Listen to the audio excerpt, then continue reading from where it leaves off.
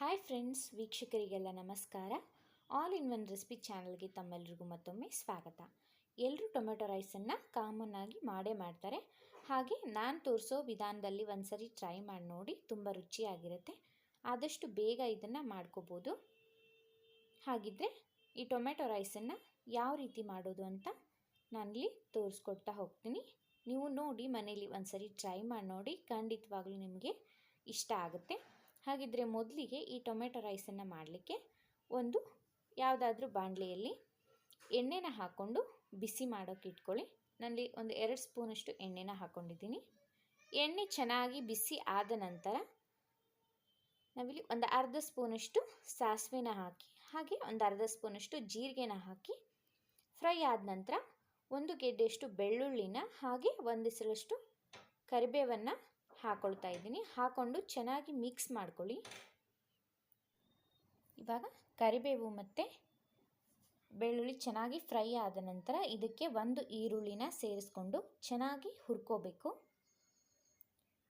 ಈರುಳ್ಳಿ ಚೆನ್ನಾಗಿ ಬೆಂದ ಮೇಲೆ ಇದಕ್ಕೆ ನಾನಿಲ್ಲಿ 2 ಟೊಮೆಟೊನ ಸಣ್ಣದಾಗಿ ಕಟ್ ಮಾಡಿಕೊಂಡು ಹಾಕ್ತಾಯಿದ್ದೀನಿ. ನೀವು ಬೇಕಿದ್ದರೆ ಇನ್ನೂ ಕೂಡ ಹೆಚ್ಚು ಹಾಕೋಬೋದು. ಟೊಮೆಟೊನ ಹಾಕ್ಕೊಂಡು ಎರಡನ್ನೂ ಚೆನ್ನಾಗಿ ಫ್ರೈ ಮಾಡ್ಕೊಳ್ಳಿ. ಚೆನ್ನಾಗಿ ಫ್ರೈ ಆದ ನಂತರ ಇದಕ್ಕೆ ಅರ್ಧ ಸ್ಪೂನಷ್ಟು ಅರಿಶಿಣ ಪುಡಿ, ಅರ್ಧ ಸ್ಪೂನಷ್ಟು ಗರಂ ಮಸಾಲ, ಹಾಗೆ ರುಚಿಗೆ ತಕ್ಕಷ್ಟು ಉಪ್ಪನ್ನು ಹಾಕ್ಕೊಳ್ಳಿ.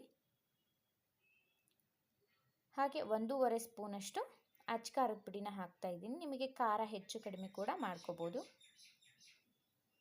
ಇದೆಲ್ಲನೂ ಹಾಕ್ಕೊಂಡಾದ್ಮೇಲೆ ಚೆನ್ನಾಗಿ ಒಂದ್ಸರಿ ಮಿಕ್ಸ್ ಮಾಡ್ಕೊಳ್ಳಿ. ಫ್ಲೇಮ್ನ ಲೋನಲ್ಲೇ ಇಟ್ಕೊಳ್ಳಿ. ಚೆನ್ನಾಗಿ ಎಲ್ಲನೂ 1 ನಿಮಿಷ ಫ್ರೈ ಆಗಬೇಕು.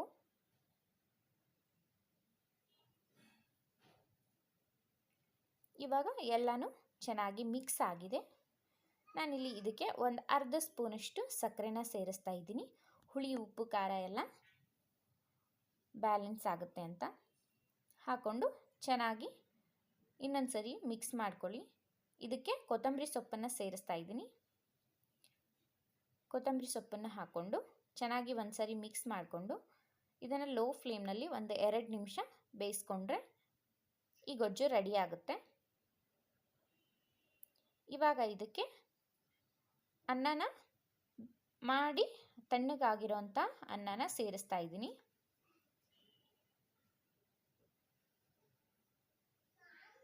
ಒಂದು ಕಪ್ಪಷ್ಟು ಅನ್ನನ ನಾನಿಲ್ಲಿ ಹಾಕ್ಕೊಂಡು ಚೆನ್ನಾಗಿ ಮಿಕ್ಸ್ ಮಾಡ್ಕೊಳ್ತೀನಿ.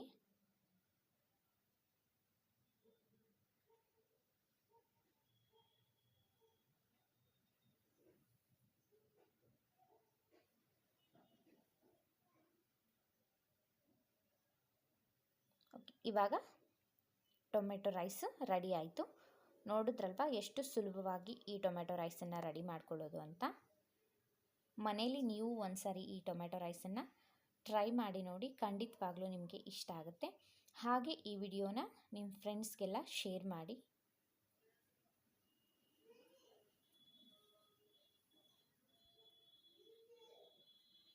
ನೋಡಿದ್ರಲ್ವ ಕೇವಲ 5 ನಿಮಿಷದಲ್ಲಿ ಯಾವ ರೀತಿ ಟೊಮೆಟೊ ರೈಸನ್ನು ಮಾಡ್ಕೊಳ್ಳೋದು ಅಂತ. ಈ ವಿಡಿಯೋ ನಿಮಗೆಲ್ಲ ಇಷ್ಟ ಆಗಿದೆ ಅಂತ ಅಂದ್ಕೊಂಡಿದ್ದೀನಿ.